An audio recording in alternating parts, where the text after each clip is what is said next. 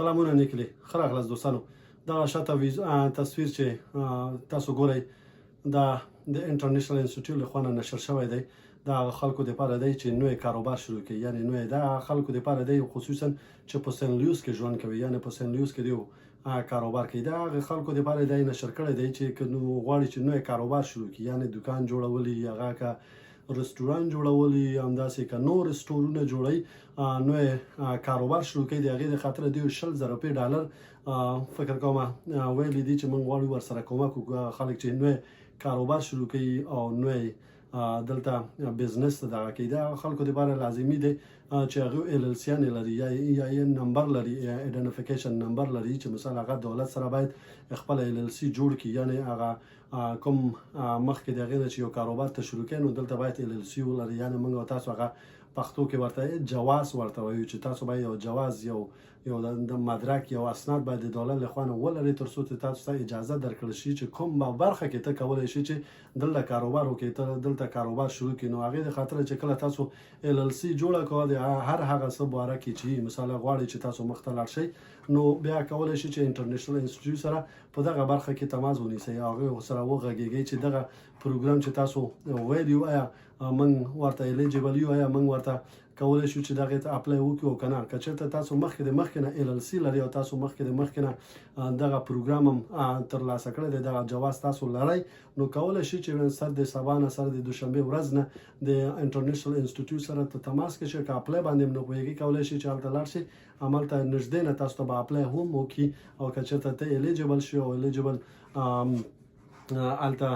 نوم دی وخته نو کولی شي چې هغوی در سره کومک وکړي. زه هغه مبلغ درته نه یادوم چې دومره به در سره کومک وکړي، زه فقط هغوی ویلي چې دومره به موږ 20,000 روپۍ هغوی ویلي چې نور به زه نه پوهېږم چې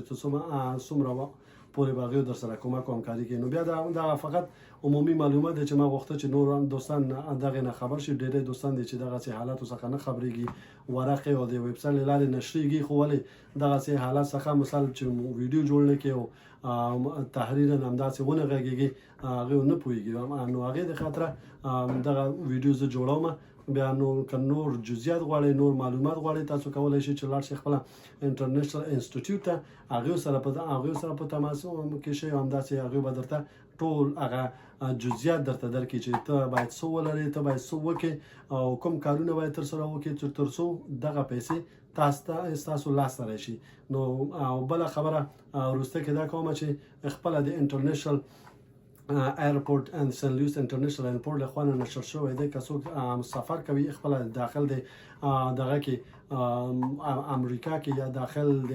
ایالاتونو کې یو ایالت نه بل ایالت ته ځي، یو بل ایالت نه بل ایالت ته ځي، هغې د خاطره ریل آی ډي ډېر ورته ضرورت ده. ما مخکې هم دې باندې ویډیو جوړ کړی او بیا هم زه تکراروم، شاته تاسو تصویر هم کتلی شئ چې باید ریل آی ډي ته ولرئ. چې کله ریل آی ډي ونه لرئ نو د هغې ستاسو د هویت ثابتولو د خاطره تاسو نه 45 ډالر اخلي. 45 ډالر چې واخیست هغې نه وروسته هغوی به ستا اسناد پروسس کوي او هلته ګوري چې مثال ته دغه کس یې او که نه یا ته دلته قانوني اوسېدلی که نه غیر قانوني. نو هغې د خاطره که چېرته تاسو ریل آی ډي ستاسو آی ډي کارډ یا لایسنس هم ریل آی ډي نه دی، تاسو کولی شئ چې خپله ښارونو کې نږدې ډینګویانو ته لاړ شئ، خپله سوشل سیکورټي ویسئ، خپله ګرین کارډ ویسئ، همداسې خپل میل باکس نه چې یو 2 میل راغلی ستاسو په نامه هغه ځان سره ویسئ او یو 100 روپۍ هغوی چارجوي، یا نه پوهېږم 15 روپۍ 100 روپۍ چارجوي، هغه به درنه اخلي او هغې نه وروسته تا ته ریل آی ډي ستاسو کور ته به راځي. هغې نه وروسته ته بیا کولی شئ چې بدون د ګرین کارډ چې حتی ګرین کارډ ستا په جیب کې نه کولی شي چې هماغه ریل آی ډي نه ته کولی شي چې دغه وکړې څه ورته وایي سفر ولري، یو ځای نه بل ځای ته سفر ولري او ستاسو ممانعت هم نشي کولی څوک. نو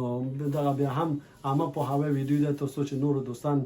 خبر شي. کولی شي چې دغه زما ویډیو نورو دوستانو سره شریک کړي،